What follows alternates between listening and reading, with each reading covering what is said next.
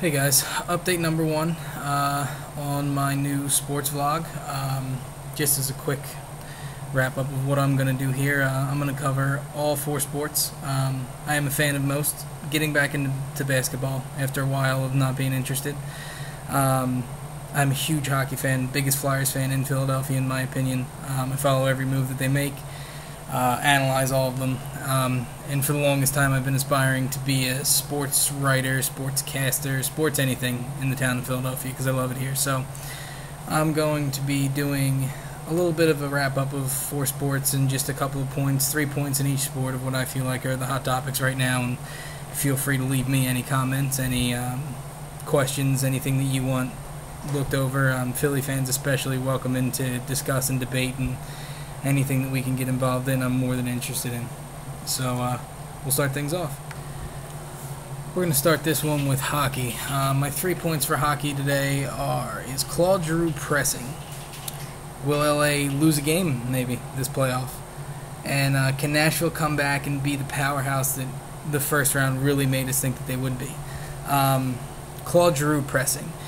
Claude Giroux is a special type of player. He is somebody that he's an elite player. He is one of the best in the world. There's no question about it. But you have to remember he's a young kid. He's still in his way early 20s.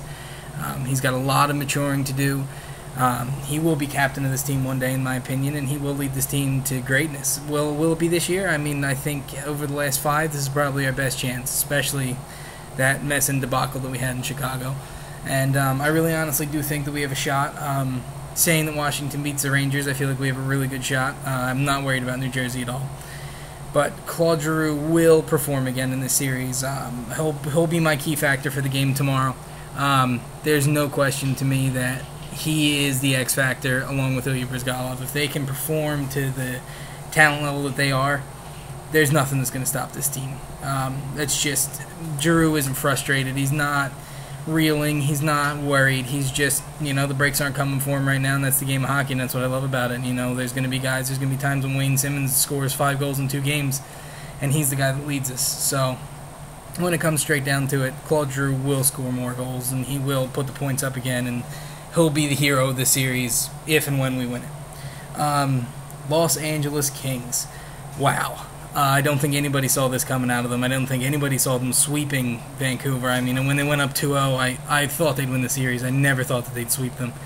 I mean, an 8 seed with the controversy of the team with, bringing in Mike Richards and Jeff Carter. Mike Richards. My apologies, not Jeff Carter. Mike Richards and Simone Gagne and Ron Hextall as their assistant GM. I like to call the team Philadelphia on the West Coast. Mike Richards, he's a great player. I won't take it away from him. He's undeserving of the ridiculous contract that they gave him here. That's why he was traded away. But, he's finding success there. He's not a huge point producer like I don't think anybody expected him to be. But, I mean, Anze Kopitar, he's a player of a different class. Dustin Brown, Drew Doughty, Jonathan Quick is winning for them. I mean, without that goaltender, you're not winning the games in Vancouver. If you don't outplay Roberto Luongo, you just don't win. And LA will lose, but I don't see them losing until the Western Conference Final. I do see them sweeping it up, and it's a shame because, man, what a good team. What a good team St. Louis was. But, Ken Hitchcock will get another shot. He'll get an extension, and, maybe in a couple years we'll see him in the Stanley Cup Final. That was my wish for this year. But the third point is Nashville.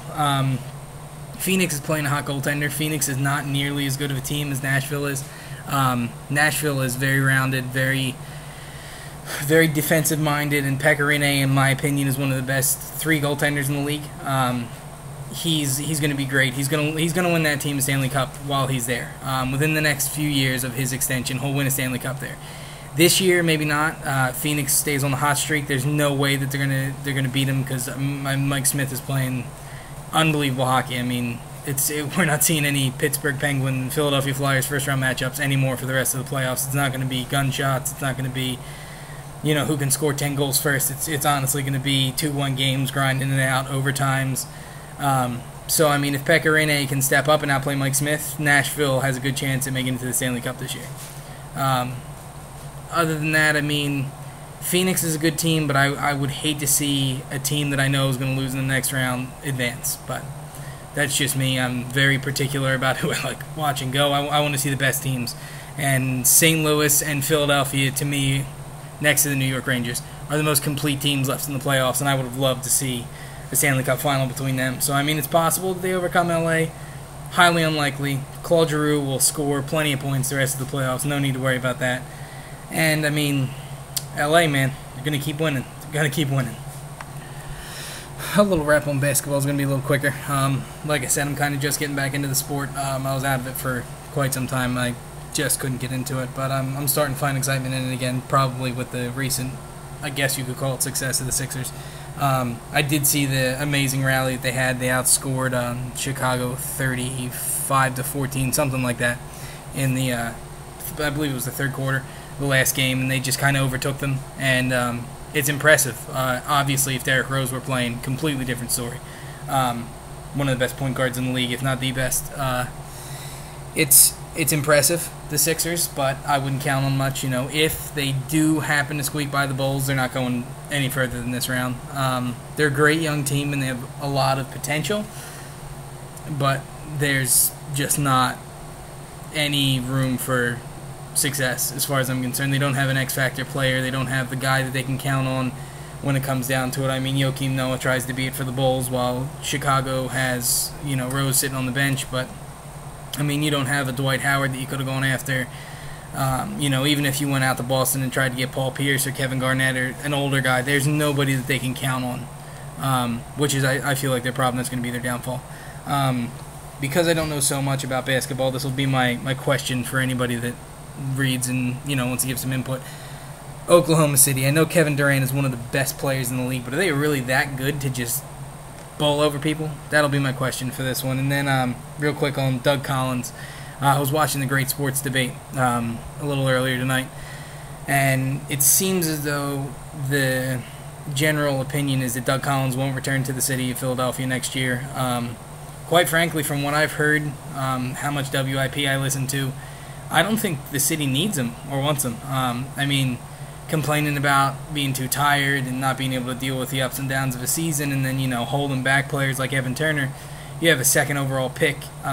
You gotta give him the ball and let him develop however he's going to. Like I said, I don't know much about basketball, but when you invest so much into a player as to draft him number 2 in the draft, you can't hold him back for a guy like Jody Meeks, who is a scrub and a bench guy.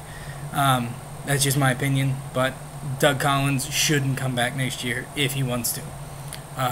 Again, just my opinion, but I think the Sixers could benefit off of a younger coach who can come in and really, get the guys around him and let Evan Turner and Drew Holiday play it out and see where you can go. And they have to make a move in the offseason no later than the trade deadline next season for that X-Factor guy, or, move for Dwight Howard in free agency, whatever they have to do. They need to bring in that guy. I don't think Spencer Hawes is going to be it. I don't think Spencer Hawes is going to be anywhere close to the upper echelon of centers and just big men in the league. He's obviously good, or he wouldn't be putting 20 points up a game, but they got to go after that big guy. Back on to a sport that I know a little bit more about now. Baseball. The Phillies. God, what happened? That's beat up by the Nats today. Beat up by them. Vance Worley, terrible outing. Gio Gonzalez owned everybody on Philadelphia. I mean, it's a shame we didn't reel him in. We had Gio Gonzalez. I feel like we would be a little bit more rounded. It is what it is, and you got to roll with the punches. But these guys that they bring in that are supposed to help the offense while Howard and Utley are gone, they're just not doing it. They're just not doing it, man. I'm worried about the Phillies. Honestly, I'm honestly worried about the Phillies. I'm honestly worried about even when Howard and Utley come back, we might be in too big of a hole. No momentum. Holiday has the stuff going on with his family. Jonathan Papelbon's a bright spot when we can actually use him when we're not down 6 runs, but I'm worried about him. I'm definitely worried about him. The Nationals are my surprise, though. They are just crazy. Bryce Harper, man. Steven Strasburg was dominant, as everybody expected him to be, even coming off the surgery. They're getting good quick. They drafted well. They filled in veteran holes. I mean, Jason Worth's playing well for them. Gio Gonzalez comes in and really anchors down the rotation with Strasburg. they're going to be a good team. And honestly, with the NL East, my prediction, as much as it hurts for me to say I don't see the Phillies winning at this rate, they're still my favorite. I will still say that I think they will win. I think they'll pull it out the last couple of weeks of the season like they have before. But if they don't win it, the Nationals are going to overtake everybody. They're not a playoff team. They're a little young. They're a little inexperienced. But they will be good for years to come. You can bet on that. And just got to keep working on getting down to Washington and discouraging their players by raiding the stadium with Phillies fans. So, bad news Phillies, great news Nationals. But, I mean, what are you going to do at this point? You just got to wait for your two big guys to come back and hope to God that they're anywhere close to 100% and go from there. And we'll round things out this time with football. We'll start with Ryan Tannehill. Ryan Tannehill is a bum of a quarterback. And I'm glad that Miami got him. And I'm glad for all the Miami fans who think that they got a stud of a quarterback. And could he turn out great? Sure. Tim Tebow had promise. Everything that he did except for throw the ball far was wrong. No accuracy. He ran a little bit. Bad footwork in the pocket. Awkward throwing motion. Tim Tebow's a bad quarterback. Ryan Tannehill's worse. He has 1 year of success and everybody goes bonkers over him. I wish the worst on Miami fans, and I hope they have an 0-16 season like Detroit did, just because of the hype that this kid's getting. He is terrible, and I am sorry for you Miami fans. I really am. Brandon Marshall's gone, and this kid doesn't have very many veteran leaders to show him. You're in the city of Miami. Bad news. Bad news for Ryan Tannehill. Andrew Luck. I, from the age of 4 years old, was a Colts fan. Don't know why, but I've always been a Colts fan. I am a 4-for-4 in Philadelphia. I do love the Eagles and the Sixers still. But the Eagles, I say that they tie for number one. It hurt me deeply. I almost cried the day that they released Peyton Manning. The Colts did. But it was for the better of the team, and they're going to get better, and they completely gutted their team. It's going to take them, another 2-3 years to get back to prominence, but Denver will succeed with Peyton Manning because, as you saw with the terrible season that Indianapolis put together, Peyton Manning is a game changer. He's a team changer. He is what you want on your team. But Andrew Luck, I feel good about him. I like Robert Griffin today. I like Andrew Luck next week.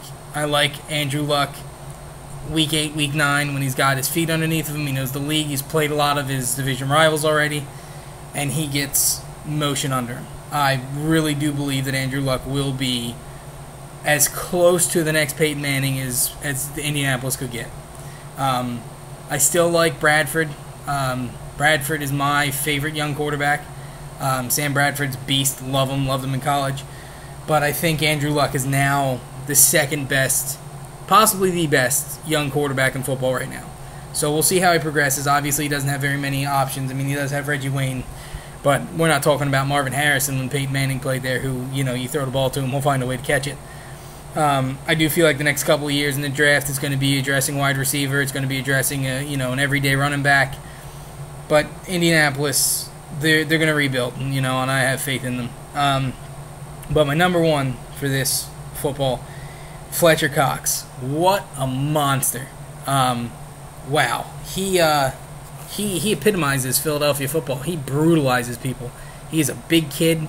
He plays D-tackle like nobody's business, and he's quick. I honestly think with Cole, Babin, Jenkins, and Fletcher Cox now, wow, they're going to be hard to contend with.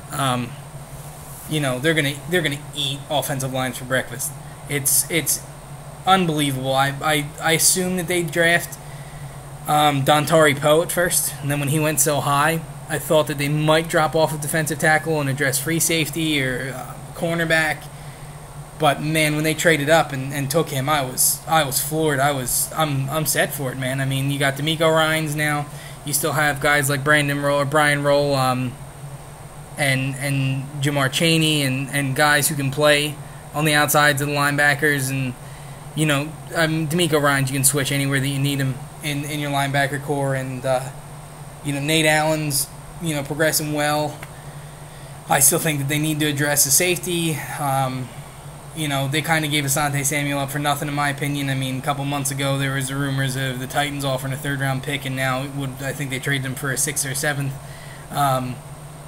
but you do have Namdi and Rogers Cromartie, so I mean we're not bleeding at corner, but who knows what's going to happen with those two. It's going to be an interesting season for the Eagles because, in my opinion, this is the make or break for Andy Reid. If he doesn't lead them to the playoffs this year, he's definitely gone. If we have a start 0-4, he's definitely gone. And Michael Vick, in my opinion, if Michael Vick doesn't perform, who knows? I mean, they could look to work with it, and I'm sure that there's an out somewhere in his contract or something that he's not going to be able to make a mockery of quarterbacks in this town. So that's it for today. Claude Giroux, he's going to score again. Don't worry about it. LA, not going to lose a game, in my opinion, probably until Game 3 or 4 of the Western Conference Final. Nashville has a great chance, but Pecorine is the crutch. If he doesn't perform, they don't win. Bad news, Phillies. Worried about the Phillies. The Nationals are performing. The NL East, who knows, but I still like the Phillies. Fletcher Cox, Defensive Rookie of the Year. Remember that. Ryan Tannehill, what a bum. And Andrew Luck, next Peyton Manning. Again, as close to Peyton Manning as you can get. And then the Sixers, good luck for the rest of the first round, but let's not count on anything, guys. Doug Collins, please go away at the end of the year. I mean, really, please. And then for anybody that wants to comment, Oklahoma City, tell me your thoughts on them. How good are they really? Are they a real team? Are they going to contend for the championship this year is what I really want to know. So, any feedback you guys want to give me, please, I'm more than willing to listen to it. And hopefully we get some good debates started up. I'm going to try to do daily updates for you guys. I'm going to try to talk about hot topics. If something, pops up in one sport, they might not all be all for, but I'm just going to keep it going and, hopefully get a lot of feedback from you guys and a lot of support. And let's go Flyers.